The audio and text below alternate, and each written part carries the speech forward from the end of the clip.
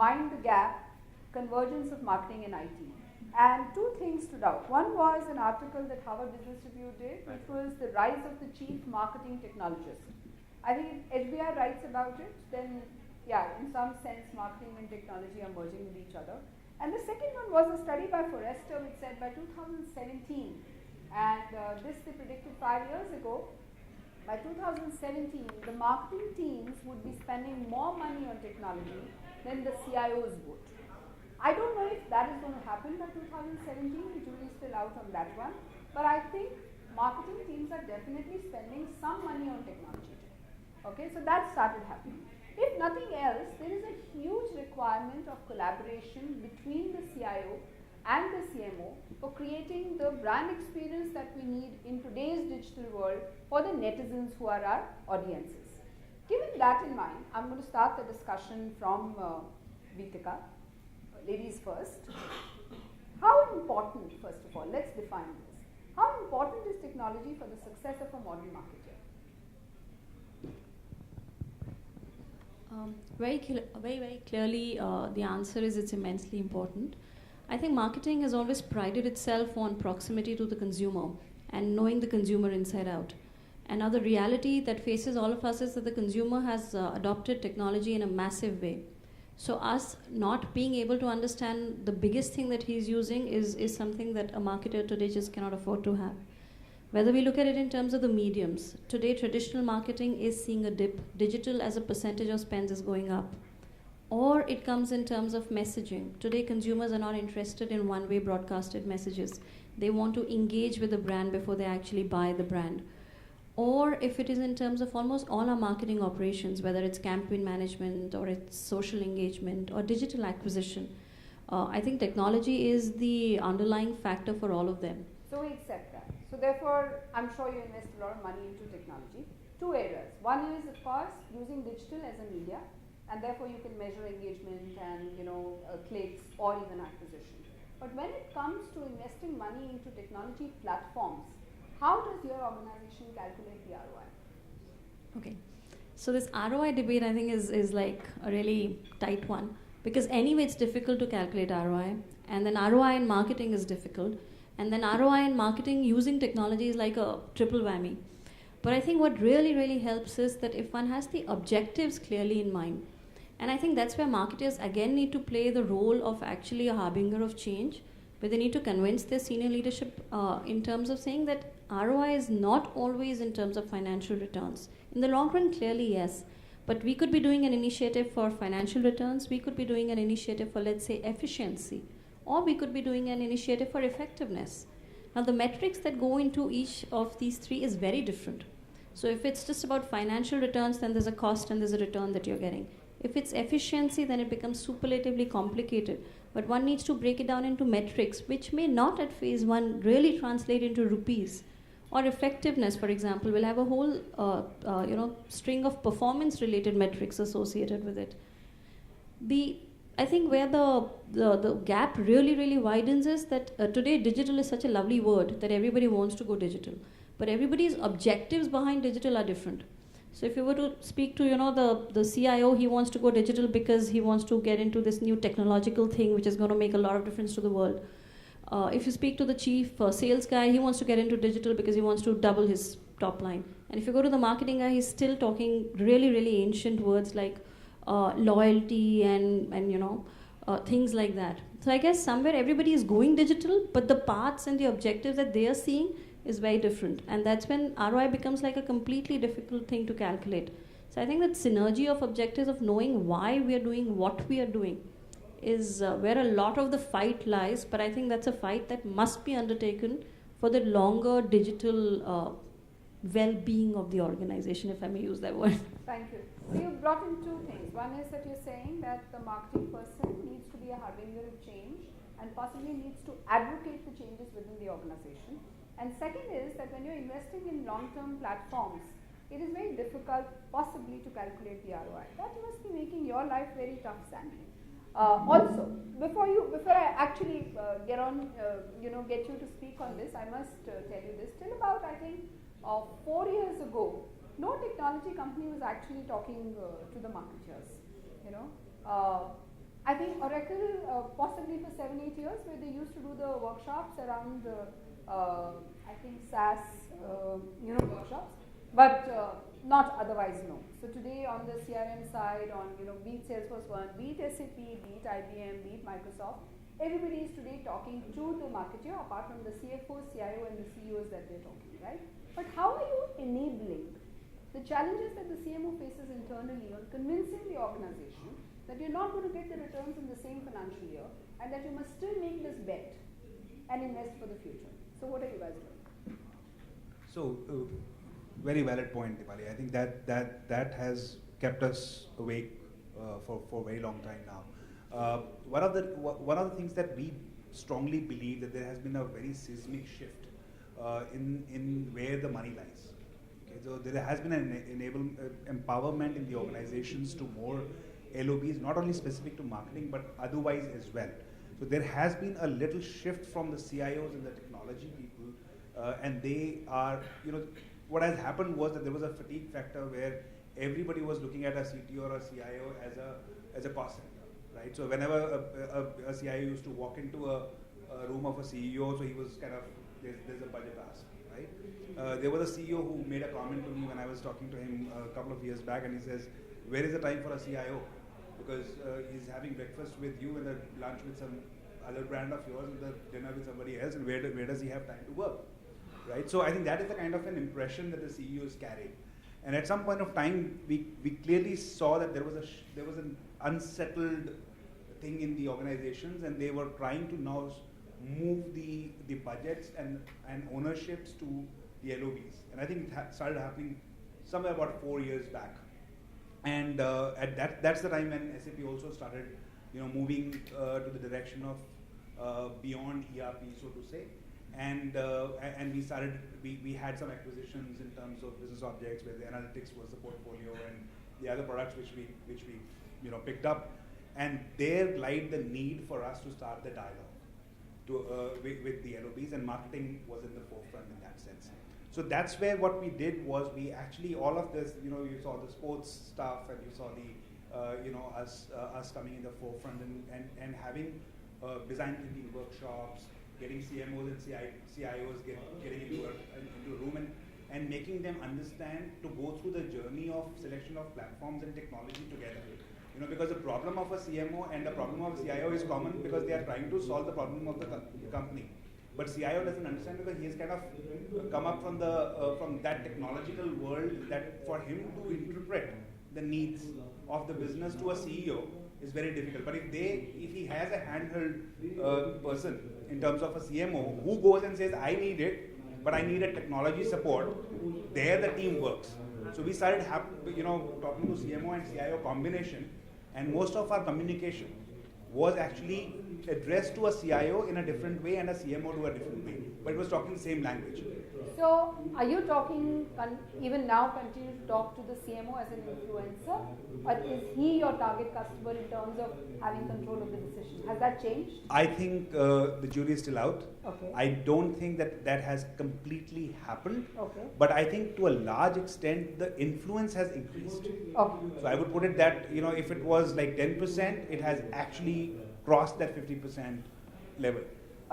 Just before we got together, we were actually talking, you and I were actually talking about the fact that technology is increasingly being used in areas which are beyond marketing also, which is new product development, market expansion, which are things which are, sometimes into the sales arena, sometimes into, product portfolios and stuff like that. In which case, not just marketing, but there are other CXOs also who will play a role. Yeah. So you as an organization, what are you doing to catch hold of them also? Yeah, so I think if you look at it, most of these, we were talking, prior to this, when we came to the panel, who actually is doing the product development, So, and we were talking about this whole market research thing and all this. So there was in the traditional marketing sense, we always used to do market research, and we used to take feedback from people, and then used to go make products, right? So now that world has changed. The speed has changed, the velocity of going to people has changed, because people are impatient, the things are changing.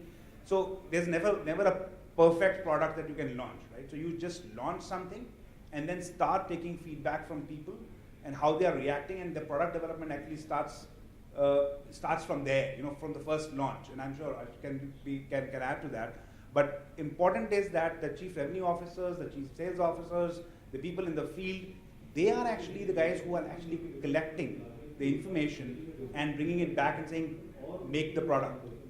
So there's no perfect product in the market when we launch the products. But you're also saying very clearly that somewhere, I think the technology companies discovered that the CIOs are falling short of understanding the business needs or of understanding and being able to take the decisions of what are the business needs and therefore what technology platforms to get into. Yes, I would probably add to that a little bit that I wouldn't say that all CIOs were in a position of not being able to interpret the needs, but I think a lot of them actually grew from the technology background. So they didn't have a business exposure. But I think over a period of last 5 or 6 years, they started understanding the needs. And I think to some extent, now that the LOBs are actually So I'm going to interrupt you. Yeah. So if technology companies are doing tech knowledge sessions for CMOs, are they doing business knowledge sessions for CIOs? They are. They are? By Okay. far, yes. Okay. Interesting. That's interesting to know. Given the fact that, and I think the question then triggers off to the CIO-CMO collaboration, they need to work together because they influence each other and it's not clearly a decision on one side of the table.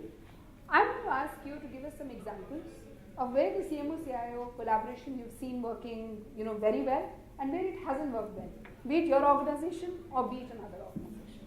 Okay, so I'll put a couple of points prior to saying that where the collaboration works well and where it does not work, and I'll take examples from my own firm, so which will lend. Fundamentally, marketers are masters of simplicity, and technology CTOs, CIOs are masters of complexity. So it's very difficult to get a conversation. I like that. So you're talking about fundamentally different sides of the spectrum. Here is a guy who wants to, is customer facing and wants to make life simple. That's the motivation. So at a fundamental level, a marketer is designed to be risk taking, to be innovative, and that's what a traditional marketer is. Well, a typical CIO, CTO is more about infrastructure, security, automation. So they've come up through different routes. So when you get them to start talking, it initially becomes difficult. The onus is on the marketer to help bridge the gap. Because remember, it's difficult for a marketer to learn technology, but a technology guy can easily learn marketing. Oops, really? Okay, from the point that it's essentially understanding the customer. My job is in danger.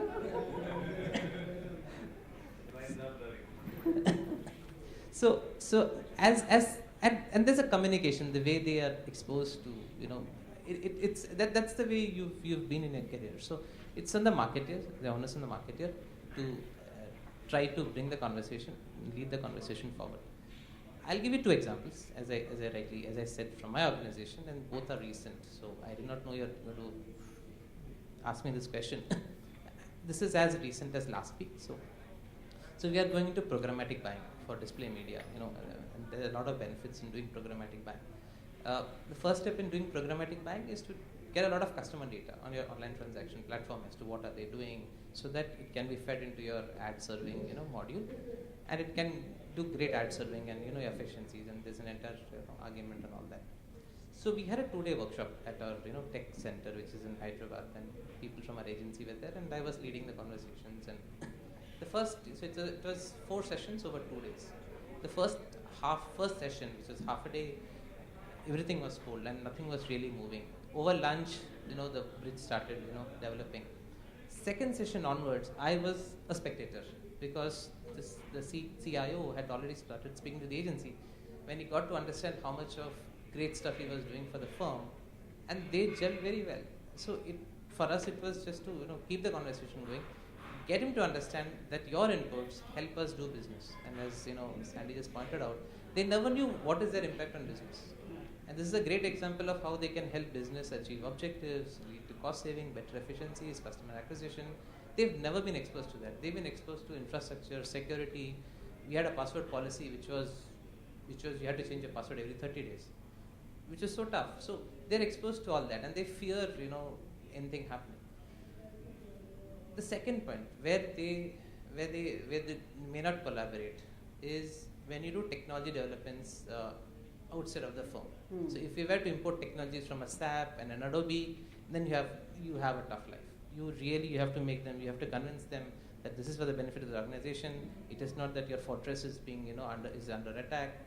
This is better for the firm. Your integration capabilities are still required. That's the place where we've not, really gone forward. Yeah.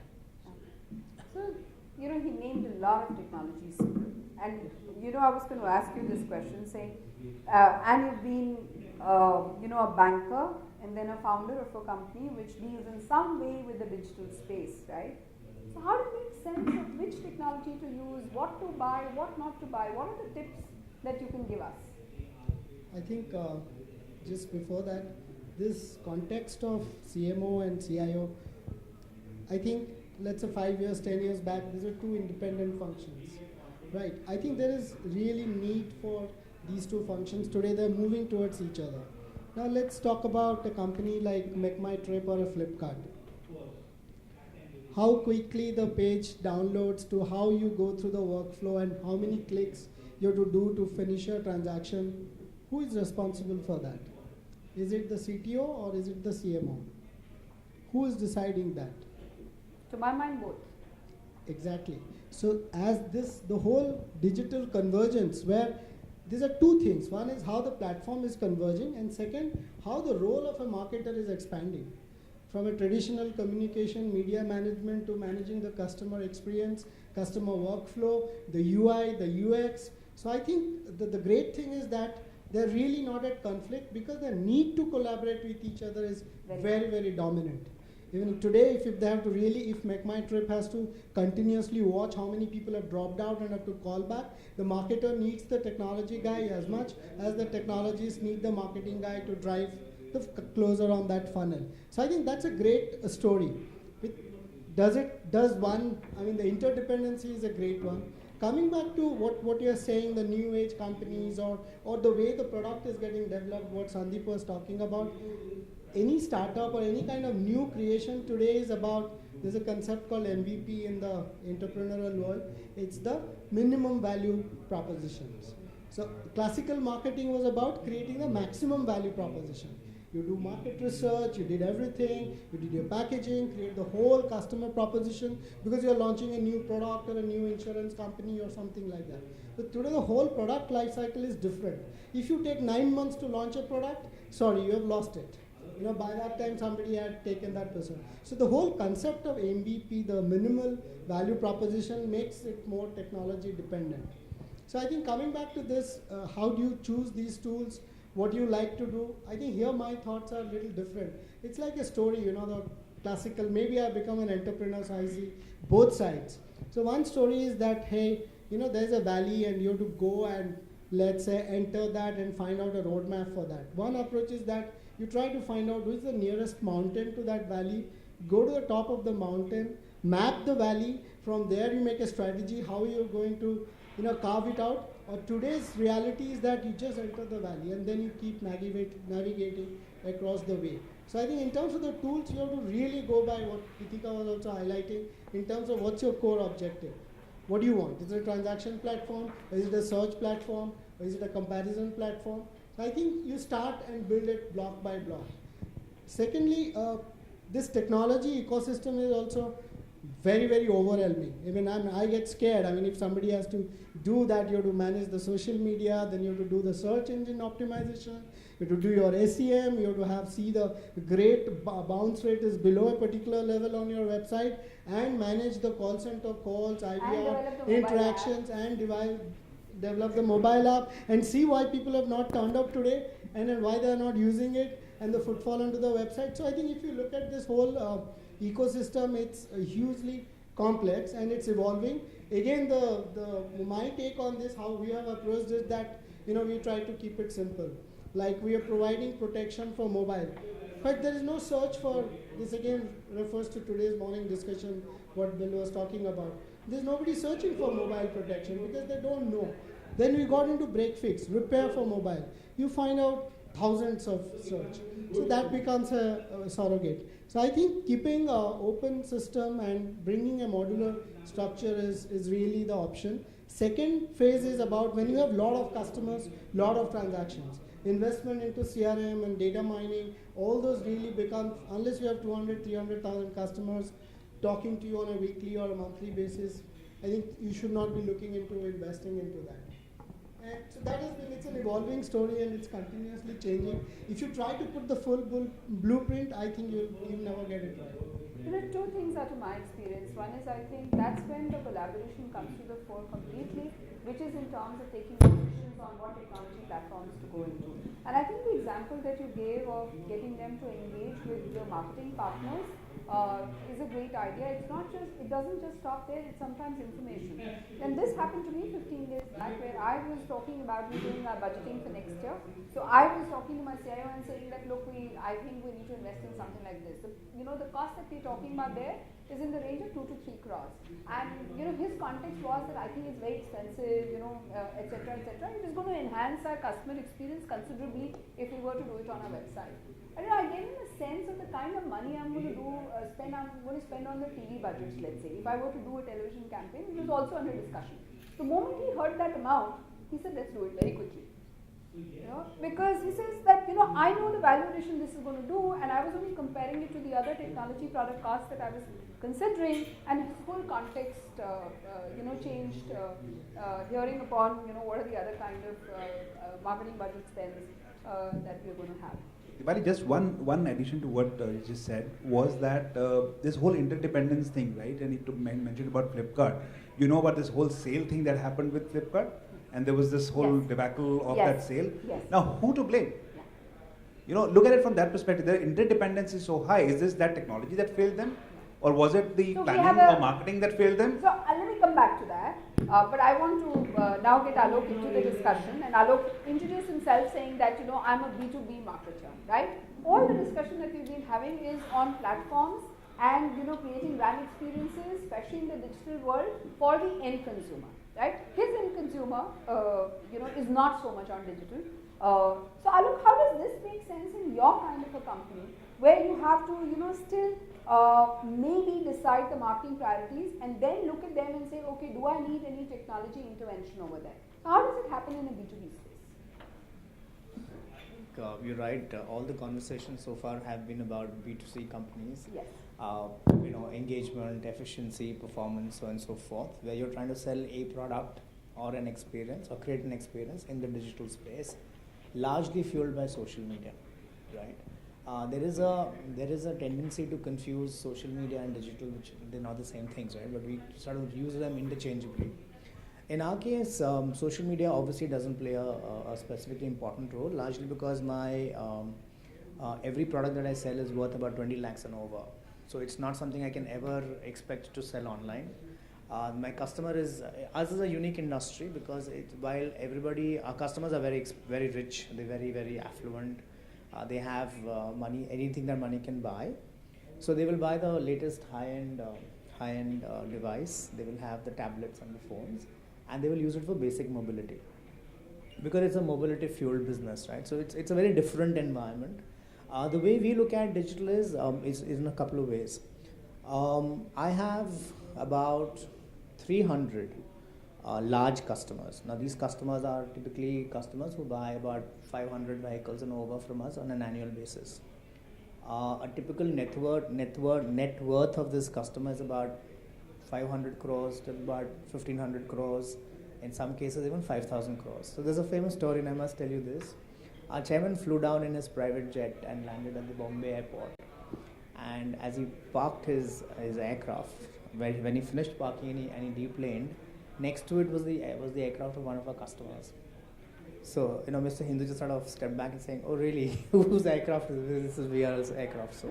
So that just to put it into context. So we use digital in a few ways.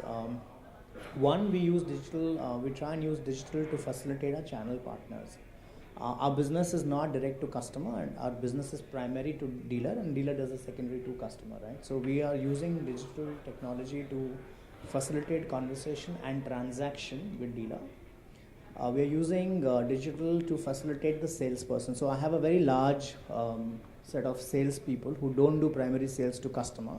They work with the dealer and they play the dealer's conscience, and in some case the bogeyman saying Big Brother is watching. So dealer, please do your role. So we use technology to empower them.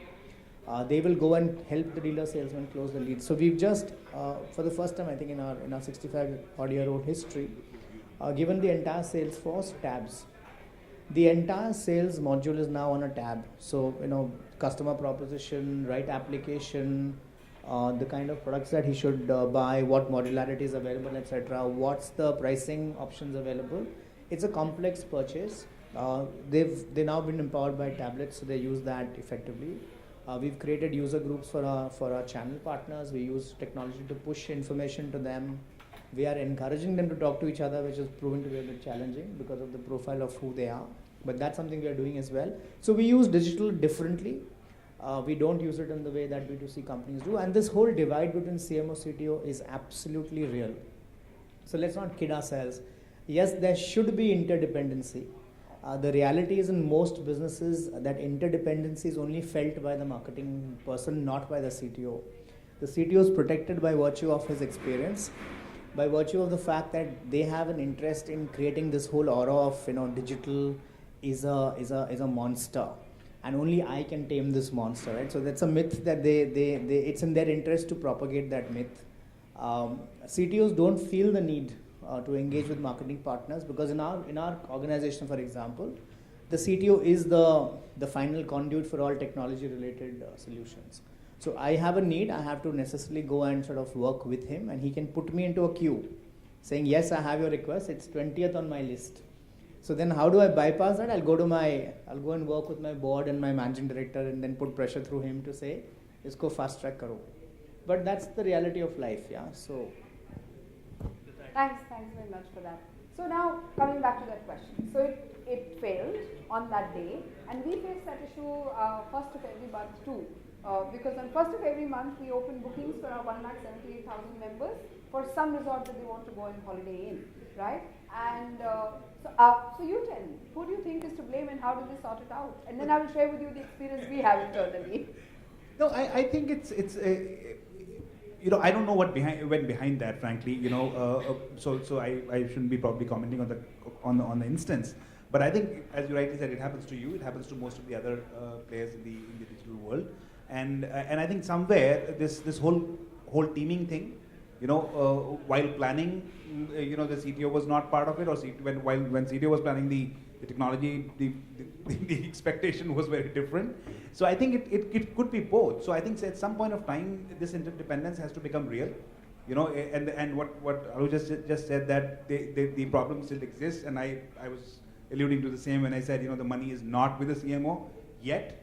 And I think it is very important for us to understand that in the newer world, which we were talking with Subrat, let's not only talk about the larger organizations. The newer set of organizations which are coming in the newer digital world have, I think most of the people who are bringing the products to market or services to market are themselves marketers. Okay, they're coming from the business side. They're starting off with that. I think they appreciate the technology much more. And I think we are in the millennial era. So I think in the next 5 to 7 years, the things will be different. So my observation and sum up of this is, and hearing people from different contexts, is that I think when it comes to traditional manufacturing organizations, where the need for digital interface with the consumer is low, the divide is higher, and the control on the budgets is still with the CIOs. However, when we are looking at businesses where the consumer interface on the digital is very strong, I think CMOs do have larger budgets and greater influence perhaps on the CIO. And I think clearly when you're talking in lakhs, today CMOs are willing to volunteer that kind of money and saying, okay, here's my budget available to you, Mr. CIO, can you please get this done for me and get it done fast, even if you did not budget for it, at the beginning of the year. But yes, when it comes to a full planning, when it's CapEx, that's the time that the CMOs typically have never run CapEx budgets ever at all, and that's when it becomes an issue. Yeah, please. I think part of the problem is and I speak of course from an individual experience base, when you speak to a CTO and you talk any technology solution, they are engineered to talk big firms. So when you talk big firms, the ticket size attached to that is extremely high. So if I talk to my CTO, he only talks IBM and SAP and so on and so forth. There are more nimble-footed solutions available today, which I think CTOs must be encouraged systemically to explore If I talk to my CTO, I'm always made to believe I work in NASA. Okay, I don't know this whole thing of data security. I mean, I don't get it, right?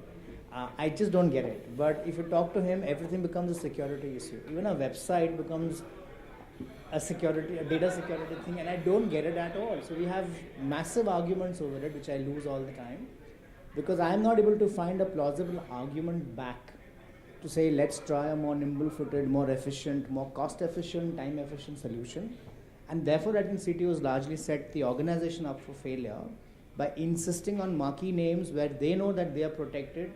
They can never be accused of exposing the organization in any form because they've gone with the top rung, highly rated, safe solution in that sense, which of course comes with its own set of cost and time challenges. You want to say No, I think you're absolutely right, and I think as technology firms, we are facing the same problem because there are so many other solutions available in the market who are competing with us in that sense. But I think to some extent we are also to blame for that. The large technology companies because for us, a homogeneous environment is much better than managing the complexity of multiple solutions. So I think you're right. So I think from a CTO perspective, it is in his interest to keep a homogeneous environment. But that doesn't necessarily mean, frankly, I will concede that. So that's candid of you to say that. However, the conversation, the emails that flow in are nowhere as civil as close to this. So first of every month, last 6 months. So we're going to remove your pop-ups, Dipali, which are meant for getting the referral leads around the first of the month. I'm like, that's when the most people are coming in, right? That's when I want the most leads from them. And how can you remove the pop-up? Otherwise, our booking engine will fail, the website will go down, So that's one conversation. Second conversation that I'm saying, why are you opening it at 9 a.m. in the morning? Why can't you start at 6 a.m. in the morning or 12 in the midnight, And so this is 4 teams involved. These are 4 different CXOs involved in taking, decisions which actually make the digital experience happen for a customer. So why blame CTO only, Dipali? I would give you an experience of a CMO. Okay, so I would give you an experience where I face the problem because it is not being hindered by my CTO, but my CMO itself. Yeah. So there are different teams within marketing who are kind of running. For example, in a larger corporations, you have this whole digital one experience team who has its own agenda and all this stuff, and they won't let you do anything. As a field marketer, I'm grappling with that issue. So I think it's more about how much you let go and where do you collaborate. It's not necessarily a CTO, CMO issue. I think within marketing, we have our own battles to I fight agree. And as I well. think it's not just CTO, CMO, it's also technology partners to blame. Yeah. So I think, I can see. These dialogues, Dipali, what you're highlighting, I think this is exactly the process which is bridging the gap and then bringing in the perspective. Like the example which you gave, when you say that I'm going to spend X crore for this campaign, but this activity can give me half the return and it will cause 0.2x. See, for the CTO also is getting to do something and there's a budget which is coming in. So I think more and more dialogue only in this going. I think we are all evolving. It's all hitting us from all sides. The consumer has adopted so rapidly that it's a big challenge. I have a question, Dipali. We've been here now for 2 days, some 3 days, and how many CTOs and CIOs are at this as a platform like this? But I think this is anyway. That's for Vatsal to answer. But I'm No, going to but move on. the point really is that Alok, from there, before I open the floor for questions outside, for the audience over here, I think that the organizations need to transform themselves, right? And if you're talking about mind the gap, what do you think should happen in 5 years' time? Individual answers, not from your organization. Should the CIO report to the CMO or should the CMO report to the CIO? Ready? Your personal opinion. So I set my views first time around, but and I work for a very matrix kind of an organization. So even the CEO has just a couple of people reporting directly into him. So in an organization like us, that can never happen. Frankly, I wouldn't say that one should report into the other. Frankly, what a matrix and a lot of MNCs follow that structure is allow individual, specialists to develop very brilliantly, without interference. That's a diplomatic answer, ready? So I wouldn't have one reporting to the other, Dipali, because for all they are. So the gap will remain. The gap will remain. We can only bridge it. In Okay, let's ask Sandy. B2C companies, it's easier. B2B, like Alok said, it's a bit difficult. Sandy? Well, I would say, Not No, I'm generalizing. Well, SAP will never happen. But I think I wouldn't go to the path of reporting into each other, but I would definitely want to see more budgets with CMO who can then lure a CIO and say, come work for me. Okay. Subrat? Yeah, I think both of these there'll be a chief customer officer, and that's what's going to be the core, because like we spoke about workflows, user experiences, all that technology and marketing put together. And then who will do the real technology, IT security? I don't know, maybe somebody else, but I think that definitely the interplay is coming along, and that's the way it is. It will be good for the organization. So Vitika didn't want to answer the controversial question, so this is not for the Tatas. This is only from your heart. Actually, we're saying, yeah. I think we're forgetting one very important person in this whole game, who's the managing director, who sits on top of these two guys. I think the ball fairly lies in his court, and he needs to figure out how important digital is to his life and his organization and his customers, and he needs to call the shots at certain points of time. So, because fundamentally, like you rightly said, I think the marketing head and the IT head bring in very different competencies. And those competencies, while are at a clash 50% of the time, let's face it, they're also complementary 50% of the time. Yes. So, for example, if I was to take the case that you spoke about, I would genuinely believe that if this infighting was to continue, the organization misses the bigger point that what is the risk of digitization. And this risk doesn't always happen because of a negative consequence, it can also happen because of a positive consequence. So you were expecting a traffic of X and you got 10X, which is great news, but guess what? It's horrible news at the same time. So I think the arrow very clearly needs to point to the guy who's sitting on top. On who should report into him, I just think that whichever of these two understands digital better should just take the lead. And therein lies the opportunity for a lot of CMOs, because And the unlike CIOs. what you And the said, CIOs. no, which is what I'm saying, unlike what you said, I think it's easier to understand the facts and the text behind the technology